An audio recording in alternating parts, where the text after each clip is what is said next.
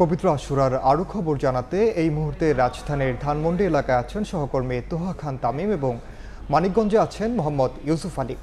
সরাসরি প্রথমে যাচ্ছে তামিমের কাছে।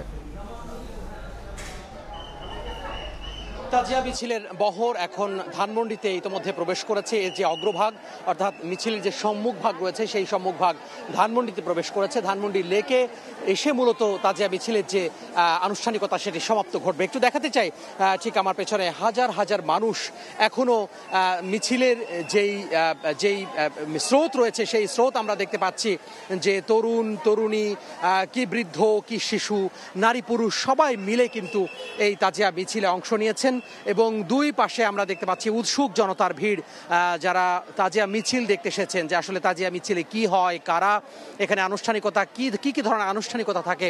আমরা দুই পাশে কিন্তু উৎসুক মানুষের যে ভিড় সেটিও লক্ষ্য করছি। বড় বড় বাঁশের মাথায় আলাম নিয়ে তারা আসছেন এবং বেশ বলা যায় যে একজন মানুষ এই আলাম ধরে নিয়ে আসা কিন্তু বেশ কষ্টসাধ্য।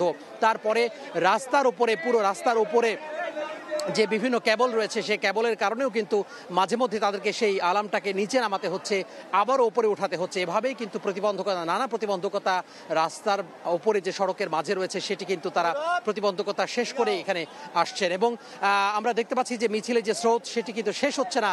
প্রায় এখানে আধা ঘন্টা ধরে আমরা দাঁড়িয়ে রয়েছি।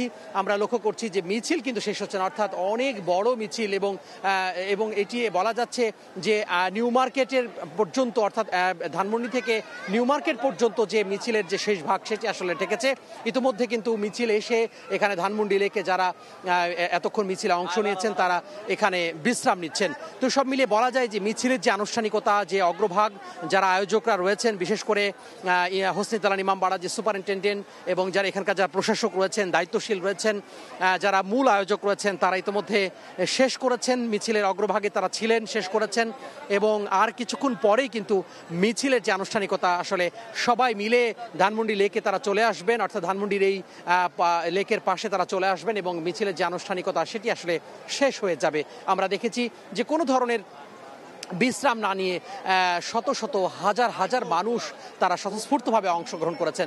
তো সব মিলিয়ে বলা যায় যে মিছিল হয়তো আর কিছুক্ষণের মধ্যে শেষ হবে। এছাড়া আমরা আইন শৃঙ্খলা বাহিনীর যে সদস্যদের উপস্থিতি সেটি কিন্তু আমরা সরব উপস্থিতি লক্ষ্য করেছি।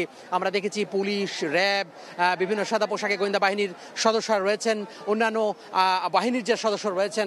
এছাড়া আমরা সেনাবাহিনীর 4 প্লাটুন সদস্যকে এখানে মোতায়েন হতে দেখেছি এবং তারা বলছেন যে প্রায় 130 জন সদস্য মিছিলের বিভিন্ন স্থানে শৃঙ্খলার দায়িত্বে তারা ছিলেন, প্রশাসনকে তারা সহযোগিতা করেছেন।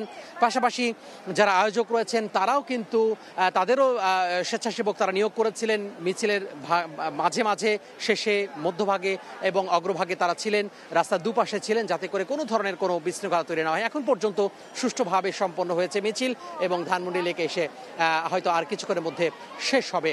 তো এই ছিল রাজধানী ঢাকার তাজিয়া মিছিলের খবর। আমরা একটু রাজধানীর বাইরে যেতে চাই, সেখানে মানিকগঞ্জে আছেন আমাদের সহকর্মী ইউসুফ আলী।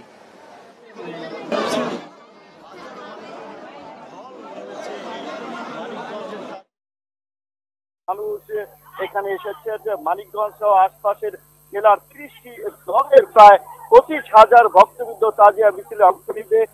তাবুক, দোল থেকে শুরু করে ঢাল তরোয়াট প্রস্তুত তাজিয়া মিছিলের জন্য এখানকার।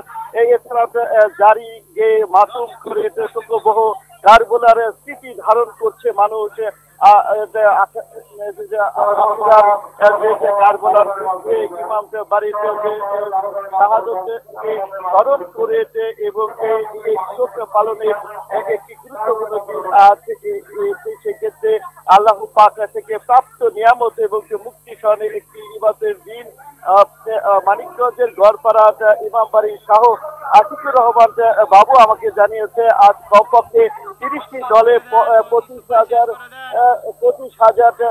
ভক্তবৃন্দ তারা কিন্তু এখানে এবং 50,000 দর্শনার্থীর সমাগম ঘটেছে। সব মিলে আমরা পুলিশের সাথে কথা বলেছি। এখানে কিন্তু মানিকগঞ্জ উপজেলা থেকেও কিন্তু আছে। সবকিছু মিলিয়ে কিন্তু দেখা যাচ্ছে যে এই যে তাজিয়া এখানে একটি মানুষের সবকিছু মিলিয়েছে। এই ছিল আমার কাছে ইমাম বাড়ানো